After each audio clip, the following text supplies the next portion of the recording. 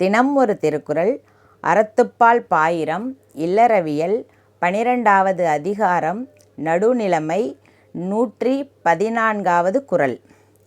தக்கார் தகவிலர் என்பது அவரவர் எச்சத்தார் காணப்படும். இந்த குறளின் விளக்கம்: ஒருவர் தகுதியாளர், மற்றவர் தகுதி அற்றவர் என்று உரைப்பது எல்லாம் அவரவரது எஞ்சி நிற்கும் புகழும் பழியும் என்பனவற்றால் காணப்படும்.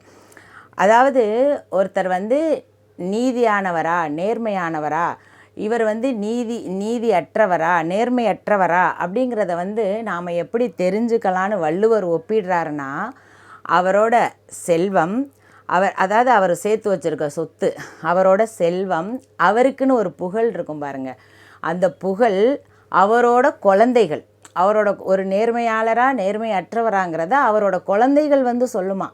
அதை வச்சே நாம் தெரிஞ்சுக்கலாமா. நடுநிலைமை உடையவர், நடுநிலைமை இல்லாதவர் என்பது அவரவருக்கு பின் எஞ்சி நிற்கும் புகழாலும் பழியாலும் காணப்படும். ஒரு நடுநிலையாளரா இல்லையாங்கிறத அவர் இறந்த பின்னாடி தெரிஞ்சுக்கலாம். அவருக்கு பின், அவரோட பின்னாடி இறப்புக்கு பின்னாடி பேசுவோம், அப்பா அவர் அப்படியாப்பட்ட மனிதர்ப்பா, அந்த மாதிரி இவர் நீதியானவர், நேர்மையானவர், இவர் நீதியற்றவர், அந்த மாதிரி பேசுவாங்க.